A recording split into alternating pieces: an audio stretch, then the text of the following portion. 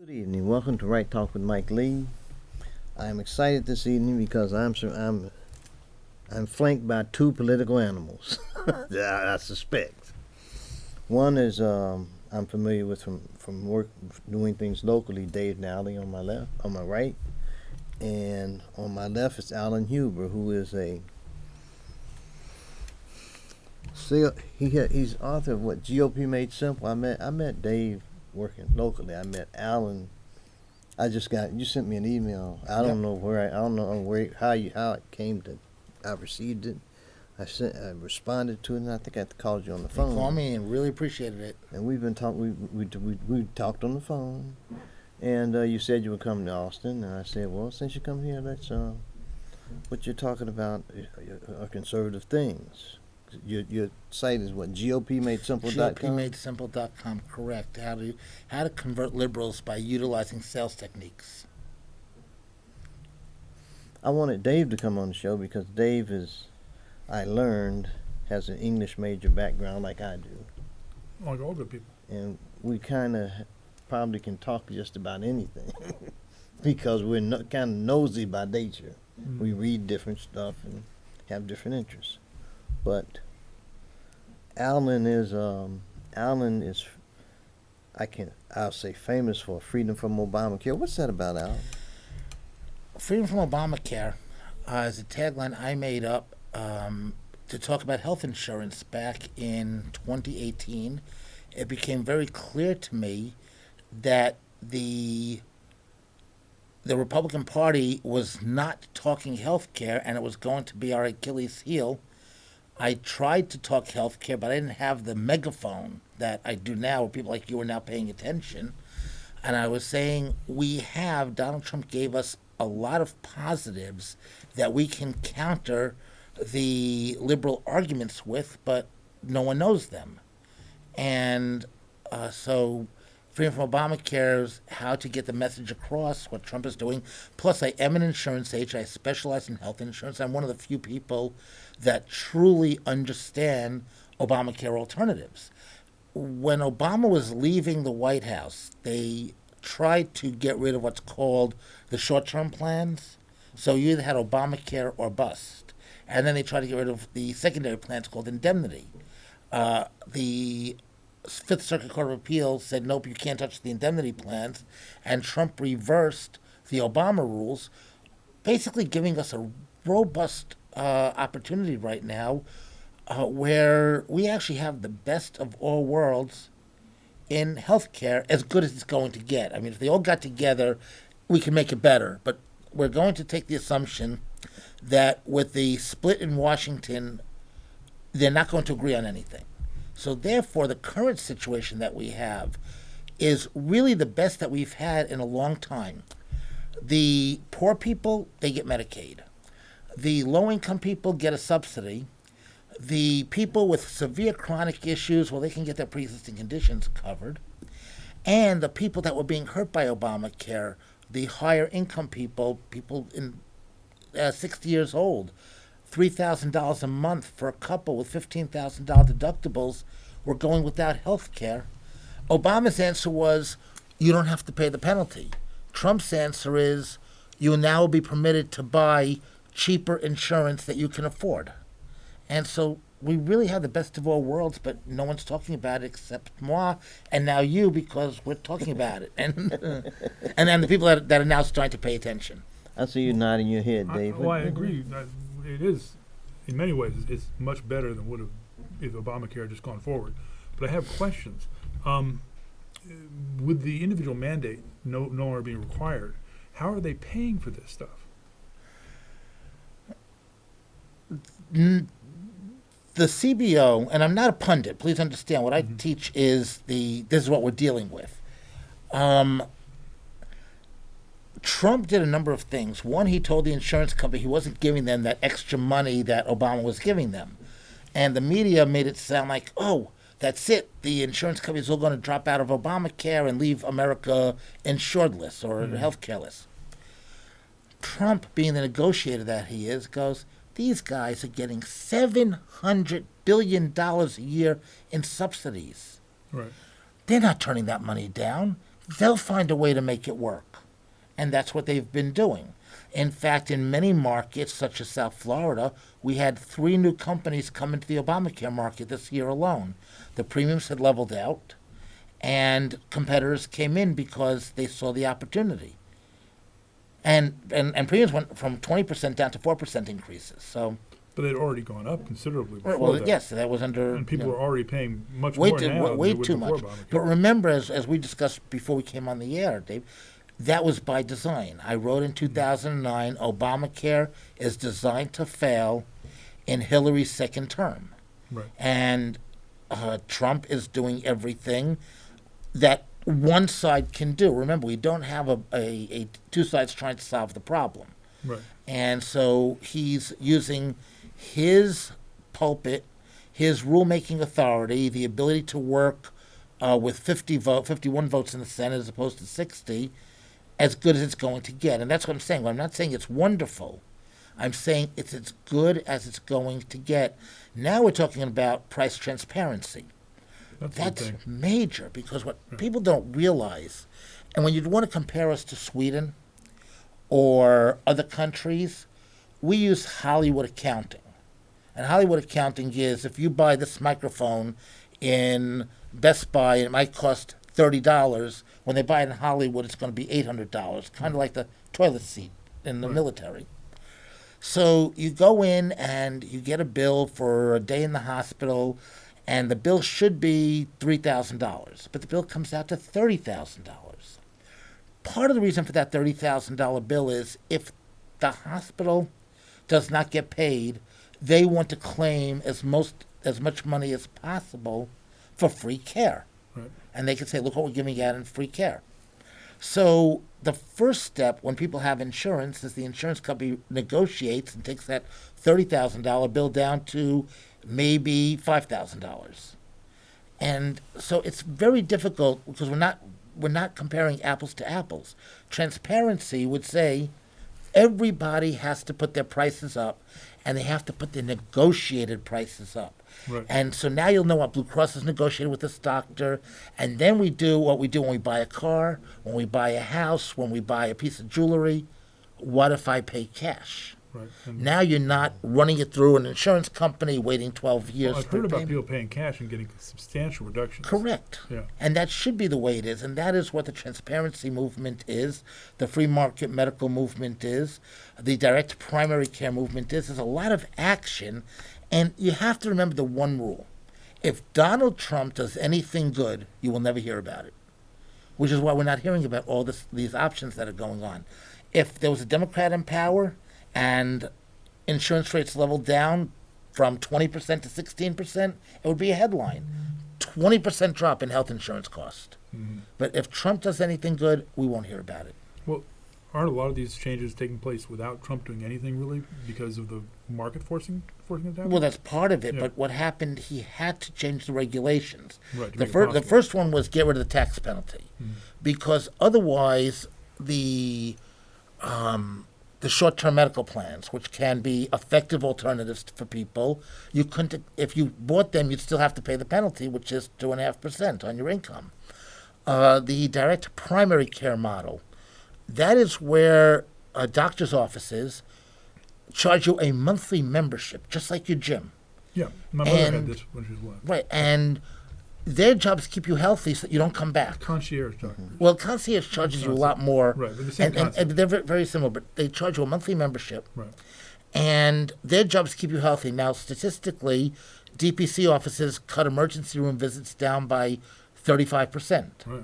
So, but under Obama, they'd have to pay the penalty if they did the DPC, or they'd have to pay their high health insurance premium and going, Yeah, the whole idea would of the you? penalties was crazy. That was Correct. I mean, that was on its face not viable at all. but we know why they did it. Yeah. It's partially control and partially revenue, like you asked for. Right. But there's always a way of finding revenue when we're in a country with a $22 trillion debt. Is that the current number? 23. $23 trillion. I didn't check my numbers this morning. So It goes could up be all the time. Right. It went up since this I had another morning. question. I worked on a bill here in Texas which didn't go anywhere.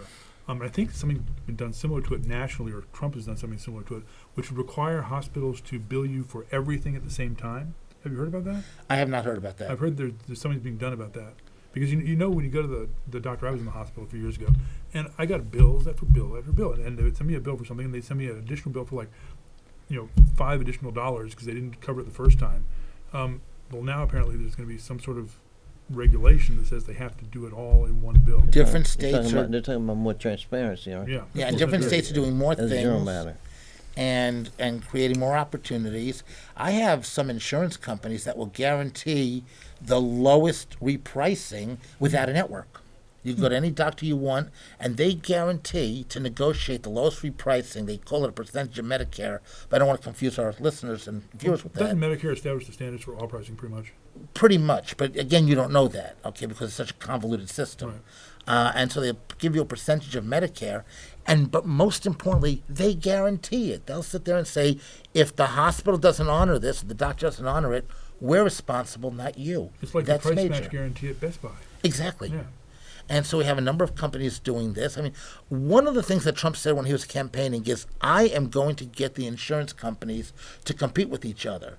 In Trump's wording, I'm going to have these guys beating themselves over the head to lower premiums and give you better, and they are doing it. It's amazing. Every month, 2 months, 3 months, some company is either coming into the market, redoing their plan, offering some new benefits that you did not know existed. And it's all because of competition. That's great. So let's say, now, Alan, you and I, this morning we met with Chairman Dickey, right? Thank you so much for it. It was a great meeting, and he's a great guy. Why do you say that? Well, number one, as Ronald Reagan says, never speak ill of a fellow Republican. Most importantly, because he is a great guy, and it was a great meeting, and he was very interested in what we were talking about because he knows that in order to win, we have to change our messaging. I don't want to put words in his mouth, but you would agree that was basically what he said. Yes. Now, there are some things that have come up in our discussions, and there are some perceptions that we have as conservatives, and as I'm a conservative, and I'm a Republican. You know me, Dave. Mm-hmm. I'm no secret. Nope. But I've called myself conservative since I was 17 years old. That means that was 50 years ago. Because it's the only thing that makes sense to me. Mm-hmm. But when you say conservative nowadays, there are certain connotations that come with it. If you're conservative, or Republican, you're a racist. You're a this. You're a sexist. You're a this. You're a that. You're a white supremacist. You whole Remember bunch of that. bad stuff. That's right. You're a I'm white supremacist. Candy Owens is a white supremacist. Ben Shapiro is a white supremacist. We have the most diverse white supremacists in the world in our party. You know, one of the things that we were talking about this morning is you hear all the time that Trump is a racist. Yeah. You know, all the time. But I tell Mike Bloomberg too, though. Bloomberg. Oh too. yeah, he's a real racist. No, Mike Bloomberg was that was amazing what I saw on TV. I don't watch the other side too much. I don't. You it's watched a the waste debate of where time. he tanked? Yeah, it was crazy. Yeah. It's like he was shell shocked. Mm-hmm. To me, it seemed to me. He never had to be in a debate like that before. I don't think he'd ever been in that kind of position where he wasn't in control and calling the shots. He was like, it was like open season on him, and it's almost as though he didn't know how to respond. He didn't know what to do. He looked like he was in shock to me. Yeah. I was watching his hand because his hand was going like his right hand was going like this. Yeah, because I think he was a little upset actually. I bet he was. But he had to restrain himself on the stage. But with all that going on, I don't think he could actually think of how to respond. Yeah. I really think that's what happened. He got blindsided. I think it's possible that the people that he hired to prep him were afraid to speak truth to power. Mm-hmm. And so they told him how great he was doing when he didn't. I think that's quite a possibility. Mm-hmm. But on another note, it was kind of funny too. It was hysterical. Yeah. Because Probably wasn't very funny for him though. because I'm thinking this guy has spent $500 million. I got ads bombarding you with ads. The ads are good. Yeah, Yeah. the ads. Yeah. But then he got there on the stage. He needs to do like I guess Tom Steyer's doing now, just not be seen, just run Tom Steyer's commercials. the more boring man in America, so he's not going anywhere. Now, my concern, I have some concerns both nationally and locally. Locally, right now I'm in Hayes County, and it's really like two factions there. You have there's a faction that's called the Hayes County Republican Party, and then there's another group called Hayes County Conservatives. Now, I didn't know it, but the Hayes County Conservatives has me as the face of the group. I didn't even know the group existed, but it does. Well, it's a But good sign that group as is the very base. diverse and is very pro-Trump. Mhm. As a matter of fact, we had a Trump rally at the old courthouse a couple of weeks ago. And what I've noticed, and a lot of times I wear Trump Make America Great shirt, have a t-shirt and a hat. A lot of times I wear a hat, and a lot of times you get some resistance. But I get more thumbs up and high fives, and I like your hat than I get. I don't hate your hat. You should get a red beret with "Make America Great Again" on it, custom made. Well, I also have a clown hat. I'm waiting to get Robert Morrow back on. I'm gonna wear a clown hat. Yeah, I think he has the full costume. I'm even having fun. Robert's a lot of fun. But as far as messaging, Alvin, how do you think that we should, as conservatives, approach developing better messaging? Keep it simpler. So, as the example I used with the chairman this morning, every one of us has heard the immigration. Well, what about that statue? Give us, you're tired, you're poor. And we either answer with, it was a poem, or, a long treatise on immigration. And I ask a very simple question. See, I like to ask a question, not respond. And it comes from my daughter. When she was 18, she said, "Dad, you're lecturing." That means anything I say does not sink in. So I had to stop talking and start asking questions, because now I'm no longer lecturing. And she actually paid attention. So I would ask the question, let's say after they throw the statue up at us. So after they see that statue and wave, where do they go next? Dave, where do they go next? Ellis Island. You mean the immigration? After they wave to the statue in New York Harbor, where do they go next? Ellis Island. Ellis Island. Yeah. What is Ellis Island? An ICE facility, a CBP facility, Yeah. where they checked in, they got examined, they registered. So now I ask the question, shouldn't everybody do what your grandparents did? And the answer is overwhelmingly yes. Mm-hmm. So here these people want to hit us with immigration that now agree with our immigration policy. Because if it was good enough for my grandparents, it's good enough for me. Right. They actually don't understand the term legal and illegal.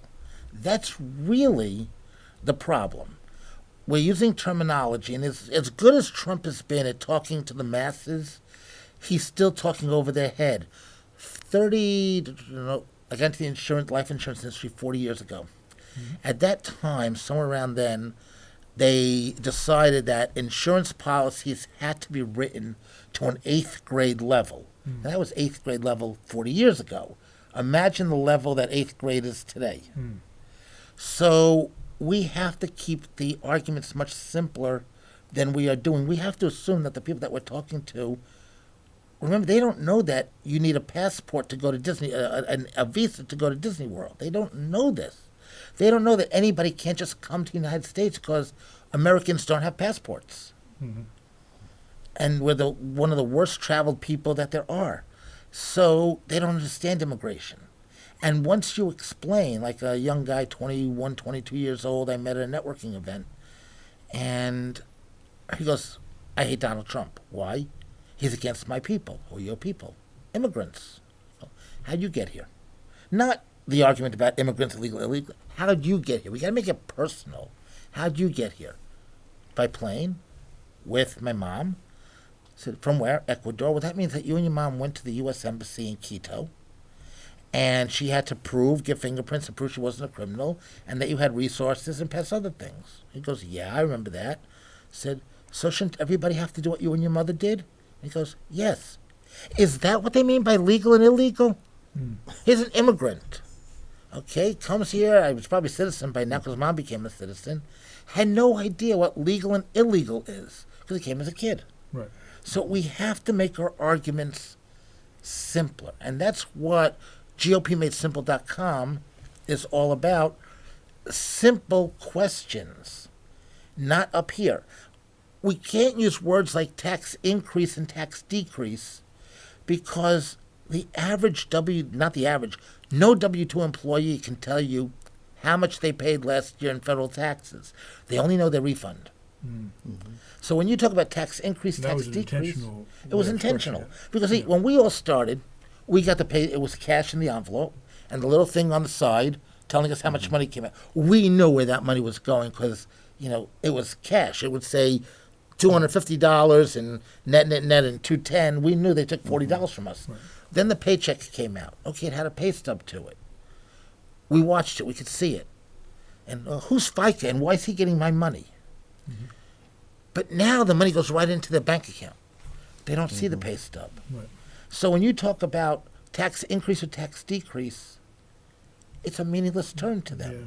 So when we argue, and I said every one of our we have a congressional jungle in South Florida where we get so many people running for Congress, they all do the same thing. Medicare for all, who's going to pay for it? The minute you ask who is going to pay for it, the answer is always not me. And once the answer is not me, why do you care? Well, but the answer is really always you. No, it's not always you. So I sit there and say, you want free health care for illegals? Great.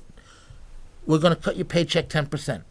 You want you want free tuition or for illegals? No problem. I have a piece of paper and I carry it around, okay, where they can sign to increase the student loan balance 10% a year. No one signed it yet. You have to make it personal. And my entire thing is we have to make it personal. Yeah. And as long as we make it personal, it changes everything. But we don't. We talk up here. We talk about millions, billions, trillions.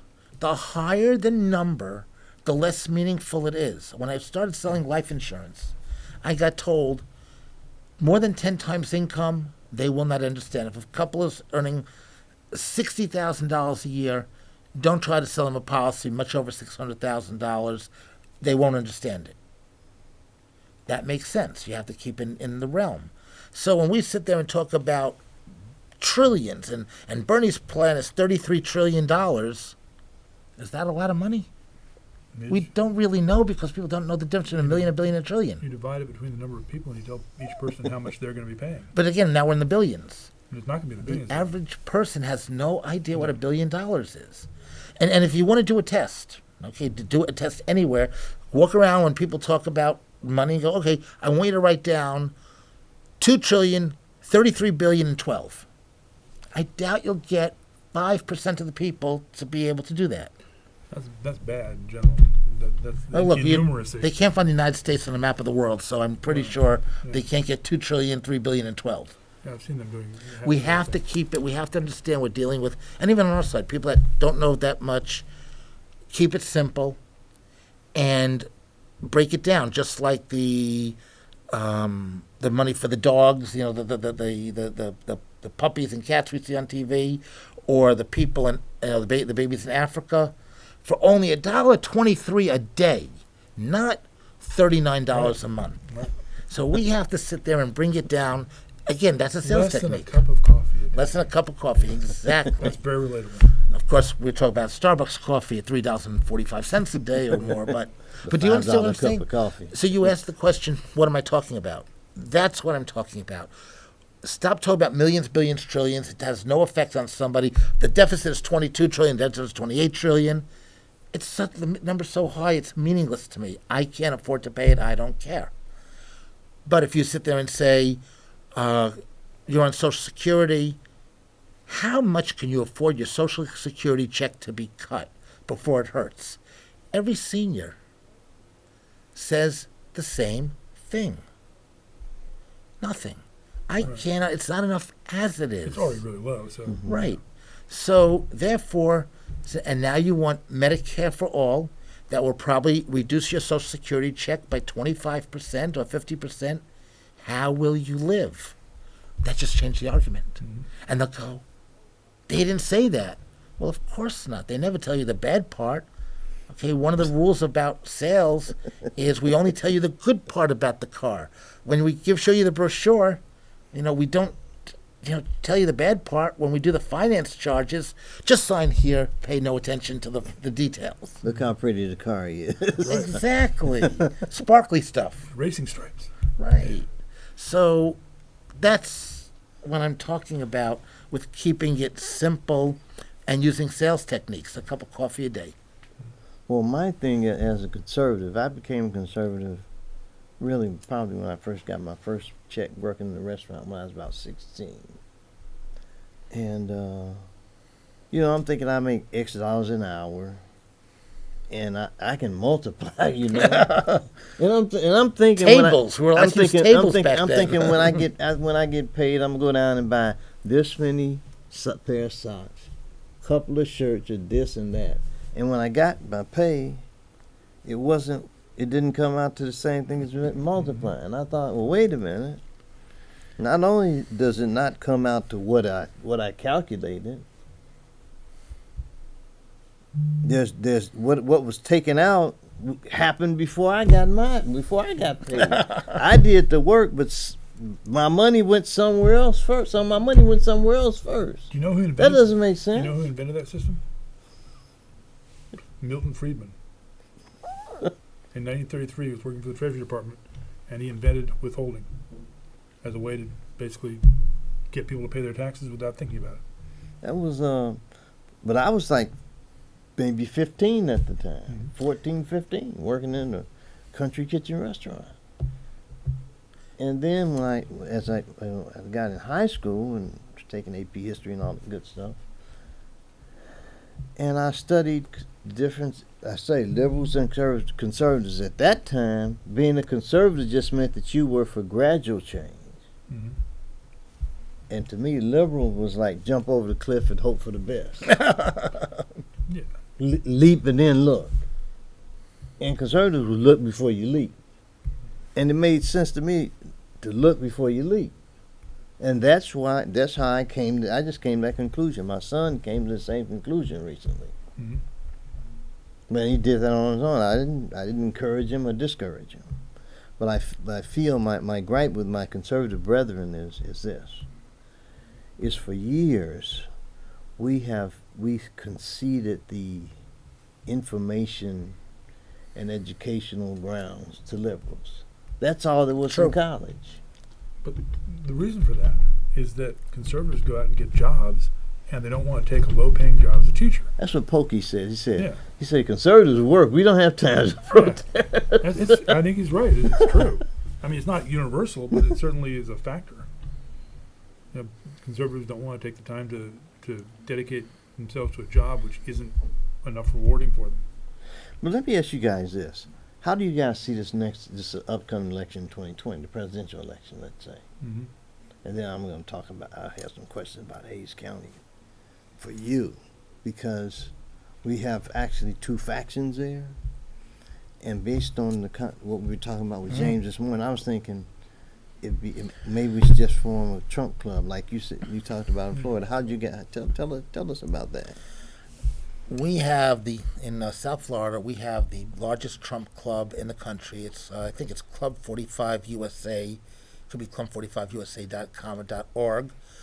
And it was put on by two gentlemen, Larry Snowden, who has been a fixture in Republican politics in Palm Beach County for a long time, and his wife Sue, and Joe Budd, who's the state committee. And based on my conversations with them, they said, we know there are a lot of people that have come to us that are not true, real long-time Republicans, they're Trumpsters. Right. Can we tap that market? And I think our first meeting, just to be around like-minded people, had about 800 people. We had it at the Kennel Club, which was a huge facility. And as a result of that, and they said it's not a Republican club, it's a Trump club. We can invite Democrats to talk, which I understand you can't do at a Republican event. And the camaraderie, the people just felt very happy to be with like-minded people. And yes, it became a little bit of a Trump, it was a Trump fest. But it grew, and we started getting incredible speakers. Anyone that wanted to sell a book could come to us because you had an audience of 2,000. I think Dan Bongino, we had 2,500 people show up. About 25% of them buy books, and it's exploded. We lost our venue after, I believe, a referendum against dog racing, but we're now in the Hilton at the airport in their ballroom with 1,500 people every second Monday of the month, and it's been incredible. And it's just to come and meet fellow conservatives or Trumpsters and listen to speakers and get an update. And as a result of the Trump Club, the Republican Party started to expand because they started recruiting. And now we went through some severe recounts. Remember, Palm Beach County is they had Palm Beach and Broward. That's the place of the hanging chad. We had the hanging chads, and it hasn't gotten any better, according to the judge that heard. This says, "Can you guys figure out how to do this?" And when and our governor, I won by about 50,000 votes, needed a recount. Rick Scott beat Bill Nelson by about 25,000 votes. Mike Caruso, a state rep, I think he won his seat by I think it was 32 votes. So we were involved in recounts, and so they get up at the meeting and says, "We need volunteers." People would volunteer, and all of a sudden you had more people than you knew what to do with. And then it's now 2 years. It was exactly February in 2018. People coming out of the woodwork, and it keeps growing. So as a result of that club in Broward County, some big Trump supporters, not necessarily Republicans, decided to start their own club, and they've had as much as 200, 250 people. They do different. They do a dinner and an event. People pay $30, $40 for dinner, a little bit more if they want to sponsor. It's a true Trump fest, and they haven't been able to quite bridge the gap between the Trump Club and the Republican Executive Committee, but we're getting closer. We're making progress. It's difficult. You have two different ways of looking at it. One side thinks the other side is wrong in taking people away, but as true conservatives, we look at growing the pie, not the pie is static, and we're growing the pie tremendously. Then another friend of mine created events, Keep Florida Red events, and they'd have hotel cocktail hours. And we'd have 100, 200 people show up. They're phenomenal. John and Christy DeLemme did this. And at one event at the Palm Beach Airport Marriott, or Palm Beach Marriott, I remember myself talking to three people. One, the three Democrats. One was just graduated Yale, so that's a Democrat stronghold. The other two were still in school. And why are you here? We don't like the Democrat Party anymore. And they said the same thing. These people here are so nice. And they're not like we imagined. I mean, they really thought we were ogres living under a bridge. I mean, it's really amazing when you talk to them. And they think we're ogres. And no, we actually took baths, yesterday, and we can dress up if you want, and we use napkins and forks like real people. Well, I've heard off-quoted figure that 20% of the people at Trump rallies are Democrats. That's been 20-25%. 17% of the last rally, 24% about 3 weeks ago, is according to what they're putting out. Now, very funny, in the Americans for Trump group in Broward. Broward is a very heavily Jewish community. People will come in, and we had some people. My wife is sitting here watching us, and she'll vouch for this. woman at the table goes, "Am I the only Jewish person in the room?" And my wife says, "You're not the only Jewish person at the table. Okay, this table of 8, was 50% Jewish. Now I'm telling somebody in the first row. So this is my first meeting. Am I the only Jew here?" I said, "Honey, that one's Jewish. Those two are Jewish, and these are just the ones that we know about." Right. And it was just so funny to have that, and because they're watching TV. And they're afraid they're going to be beat up if they say they're for Trump. And they just have incredible experiences. They all say the same thing. We're coming back. So it keeps growing and growing. And the Trumpsters are coming out of the woodwork. People that were not heavily Republican are coming out of the woodwork. Conservatives and normal, everyday Americans. And as they meet people like us, they want to be part of it. Do you worry about this influx of Democrats or former Democrats coming into the Republican Party, changing the Republican Party to be more like the Democratic Party? Because the parties are all still, right now, they're pretty damn close together. Well, you know what, Dave? What you said, I believe that there's an establishment that has two wings. Well, A Democratic wing and a Republican wing, but they really, as far as I'm concerned, there's really not much difference. I agree. Combined, they don't get a damn thing done. Yeah. And Trump is at least trying to get something done. True. And they don't want to get anything done. I think that's why they hate him so much, because he's trying to get something done. Mhm. And but I think that being you know, I'm a Trump supporter. Right. I mean, it's no secret. And but Trump has a problem. You know, he runs off at the mouth sometimes and makes some people at the fingers as well. uncomfortable Yeah. and upset. And you hear he's a racist. And I like the question that you raised this morning when we were talking with James. And he said, okay, let's say he's a racist, yes. What has he done that's racist? What has he done? Well, my exact question was, which would you rather have? A racist whose policies help minorities, or a brother whose policies hurt minorities? And then we talk about LBJ. Okay, the biggest racist we've had in our lifetime as president. But he did things that were good for minorities. Exactly. And it changes the conversation, because I don't fact dump. What I teach in GOP Made Simple is don't fact dump, ask questions. Right. And that forces them to respond. But he has done things that have been not necessarily racist, but have an unintended racist effect, like the refugee bans, which primarily target countries with people of color, and are not really justified by any logic, really. He just wants to blanket ban people who might possibly, some portion of their population, be dangerous, like Boko Haram, getting Boko Haram going after all Nigerians, who are one of the most productive and successful groups of immigrants in the United States. We want to have more Nigerians here. We don't want to have less. We just don't want the Boko Haram here. They ought to be able to do that in a way which is more selective and doesn't seem racist. And would it be unfair? It keeps the bad out but lets the good in. But here's an interesting question. So would 120 days to figure it out be unreasonable?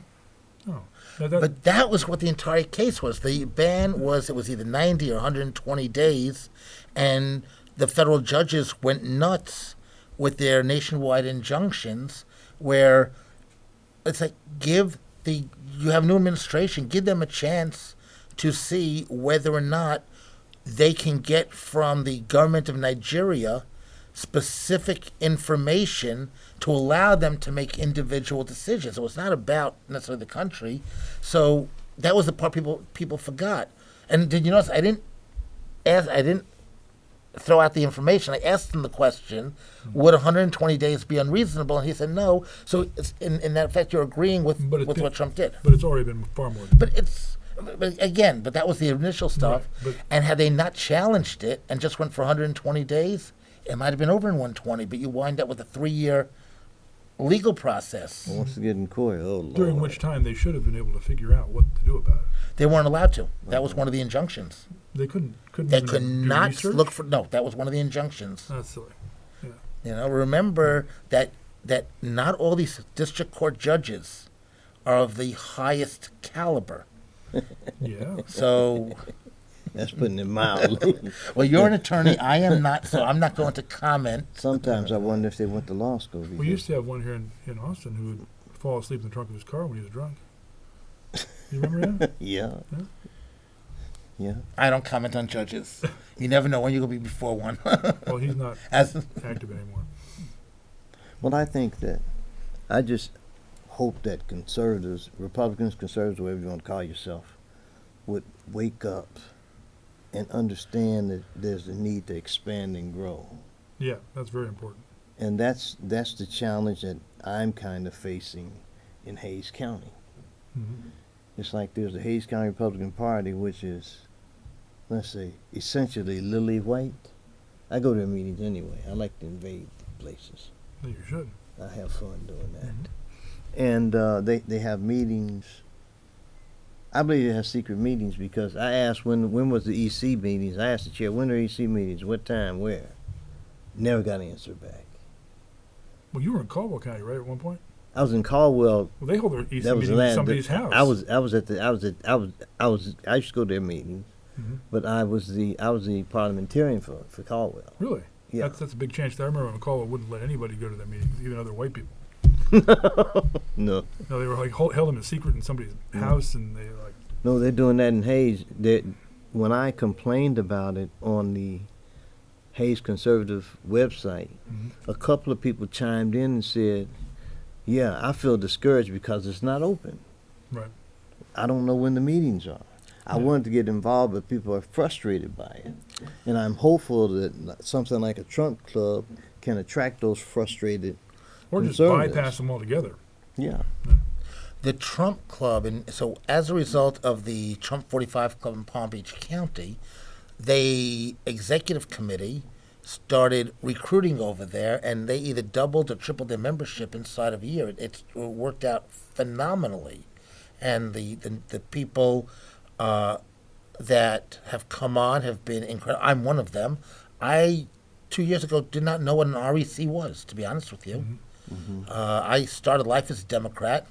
Jimmy Carter cured me of that. I can tell you the exact day, the day that our soldiers were dragged through the streets of Tehran. I'll never forget that.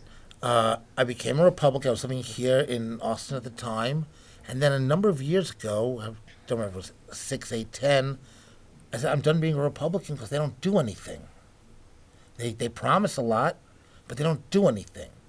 And then when Trump came in, and Florida's a close primary state, it caused a lot of us to become Republicans to vote for Trump. And in some counties, they've done a very good job of absorbing and incorporating. And it is a change. The Trump people do not always think in terms of the same as the long-term Republican. We will have quite a lot of pro-choice people. Mm-hmm. I actually, to just make people crazy, I'll argue that I'm a liberal. And they went, what do you mean you're a liberal? I said, well, do you believe in freedom of speech? Yeah. Freedom of the press? Yeah. Freedom of religion? Yeah. Do you believe that defendants should have due process? Now, we all believe in due process now because of the impeachment hearings. Right. So everything. So yes. So do we believe in the Fourth Amendment? Do we believe in the Sixth Amendment? Do we believe in the 10th? Do we even know what they are? So pretty much, you're a liberal if you believe in the civil rights. The ACLU Talking about the Bill of Rights. used to stand up for the Bill of Rights. Now they don't, because Trump is president. The ACLU decided that we now have the right to determine if somebody's so bad that they're not entitled to constitutional rights. That is not what the haven't heard ACLU about was. that. That's not what Yeah, they used to be. if you do some research, you'll find the ACLU early on decided they don't have to step up But depending on who this sounds great. person is. This movement sounds fantastic. It's got two questions. First one is, how do you relate it to the Tea Party movement? Are they a lot of the same people, or is it a whole different group? I don't know. Again, I'm only dealing with the Broward, I have some familiarity with Florida politics. Broward had a really strong Tea Party movement. It died in the last few years. And I wonder if this is... a friend of mine who was very high in the Tea Party explained that when people got involved in the Tea Party, they were 60 and 70 years old. It's now 10 years later, they're 70 and not very 80, active, yeah. so they don't have, they with health issues and other stuff, they can't make it. I was not involved in the Tea Party movement. I supported it, but it wasn't my thing at the time. So, I don't know what people's pedigree is, but Trump has brought out people that were never really political before. And they're seeing how he's being treated. They're seeing how the Democrat Party has gone anti-American. They're fascist. They're seeing Antifa. They're seeing everything, and they're going, "This isn't my America." So I think that is the answer to your question. Is you're seeing a lot of people, and now you're seeing a lot of Democrats, and they're going, and they're saying it quietly. They're not ready to come out publicly. There, I call it, they know, but they're not ready to admit that the current Democrat Party is not their Democrat Party, that they've gone so far off the A lot of them reservation. admitting that, I think. They're starting to. Yeah. I mean, They're both starting political to. parties are losing a lot of support. And my other question was, and this is a little more. Remember, I'm not a pundit. My thing is very simple. I talk about how to use sales techniques to make Right. your argument. I don't consider myself a pundit, but I'm happy to try to answer questions. Well, you've got different experience than I do, so it's useful to find out what you know and what you've experienced. My other question is, you talk about being liberal and believing in civil rights and all that, and that's great. That's all Republicans should do that. Correct. But Trump doesn't. He is not really big on the things that are in the first 10 amendments to the Constitution. I would say that he's for the first 10 amendments. He may not be for the first 10 commandments. Well, that's, but that's a whole different issue. But he's not very good on the Fourth Amendment. He's reauthorized or expanded the powers of FISA and the Patriot Act, all these other terrible provisions that were passed under Bush. We were hoping he would do away with a lot of that. He's actually doubled down on some of it, and he's also he's not good on the Second Amendment at all. He said he would take the guns first and do due process later. He's not That's strong. not good. He's not strong on it. No. Well, here's an interesting Not strong on question, it. and that is, when the tragedy happens, his thing was, we need to do something. Then the Democrats go so far off the diving board that Trump goes, I can't work with them. So in effect, has he, and remember, I'm not a pundit, has he taken any concrete action that's anti-Second Amendment? Yeah, the bump stock ban, the red flag laws. He's promoting red flag laws for all the. But he for hasn't state signed law. one. No, but they're state laws, and he is going out and actively saying we need these red flag laws. Meeting with people in state government to do it, and red flag laws are just basically a situation to get people killed when they get reported by their neighbors and have to confront a SWAT team. It's just gonna be a disaster. There's already been one guy killed in Maryland under it. Again, it's not my job to defend the president. It's my job to help get him reelected. There's like everything else, and when people will say, like you said about, he only wouldn't talk so much, or he only didn't tweet so much. Now, many of us are very good at defending his tweeting and his talking, but I say something Well, else. certainly transparency. Right, but I ask something else. I say, do you love your wife? Do you love your wife? And I know she's watching. Of course. Okay. Are you crazy? And you love everything about her. There's nothing that she does that upsets you. You would not change her one bit. Since she's watching, you don't have to answer. I wouldn't. No, I wouldn't. I wouldn't. Okay. If people are being honest, you get a package. Yeah. Okay? Trump will not change. He's 70-something years old. These traits that he has, good and bad, make him who he is. He is the 800-pound gorilla in the room. He's a bull in the china closet, but he's our 800-pound gorilla in the room. And we have to remember that. So you can't take something away from somebody when they're a package. That's just the way they are.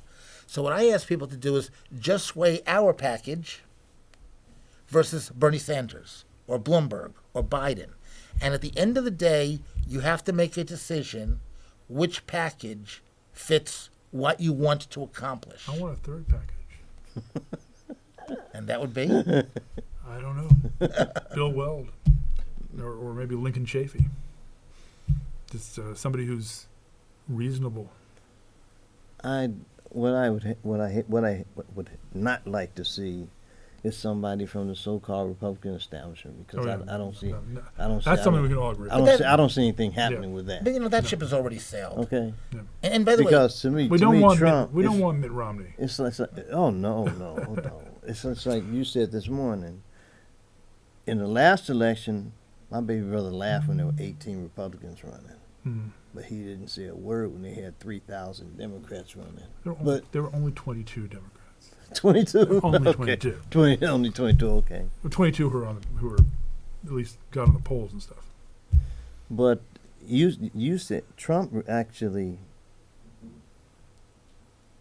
did a hostile takeover of the Republican Party. That is, I Yeah. believe that's Oh, yeah. correct. And And it needed he to was be. a- It needed to He happen. was a Democrat 3 years ago. Yes. And his positions basically are the same as Bloomberg's. and Bloomberg was a Republican Right, last week. right. Bloomberg was Republican until last week. I think that in a sense it's good because you got Trump using the Republican Party and the Republicans, more radical elements, using him to get against the establishment. If that works out well, it'll be good, but it could work out badly too. Mm-hmm. So, In what I've learned is in elections, the only thing that matters is winning. that's- Right. You have to win. There's no such, Republicans are very good at losing honorably. McCain was a very honorable loser. Well, Romney was an honorable loser. Trump, as far as it seems to me, he's not, he likes to win. it seems to be that Republicans were being nice and playing nice, and the liberals, the Democrats, are fighting the war. They know that's probably what they should be doing. That's probably what the Republicans should be And, doing. and what Trump does is fight back, Mhm. and he can't stand it. Now, all of his tweets, I don't like them, but they do have this effect to me. It makes them show their hand. Yeah. In response to what he's doing, they're really revealing who they are and what they are about. Amen. Yeah, but you also have people responding to him who are not from the left, who are making some pretty good responses. Yeah. Like Justin Amash has a great Twitter feed. If you follow it, he goes and criticizes things that Trump does wrong in great detail. But and Trump he's has good. got a 93% Republican approval rating, which translates into a 93% re-election bid. The Democrat, 93% of 26% of the population voting for him. That's not going to win an election. no, but now he's going. Well, if he had 63 million, and what I was telling the chairman this morning, one of the things that we get off track on is people will say, "Oh, I've talked to liberals and I can't get them to understand." I said, you have to look at this as a sales management. If we convert 1 out of 10, that's 6 million votes. Election becomes over. So the first thing you have to do is figure out who not to waste your time on. If they are the Democrat Executive Committee head, stop wasting your time. Yeah. If they work for Planned Parenthood, stop wasting your time. If they're mother, if they're single issue voters, stop wasting your time. So when you add in all these things, knock them It's out, a very small number of voters you're actually competing over. right? Yeah. Yeah. And then go over them, and that's the group you can go after. Yeah. And that's what made a difference in the election, the last election, presidential election, Yes. was that small group of 6 to 10 million voters There's who some were people. swing voters. There's some people who came out who had never voted before. Right. Well, I'm about going The more 16%. people, the more new people you can bring out, the more you can change that Right, dynamic. right. though. Yeah, well, I think It's that a turnout at these here. rallies, they're finding about between 15 and 20% did not vote in 2016. Yeah. Yeah, I want to thank you, Dave, for coming on the show. It was fun. And Thank you so Alan. much, Mike. Thank you for This having the is incredible. show. Thank you for Thank you having for us. having me on. I know I talk too much. No, you don't. No, you don't. I just wanted you two guys on because, well, I didn't know anything about you, Alan, and I like to explore the unknown. It's Just my you learn something. my weekly column, which is twice a week. Listen, 1 minute.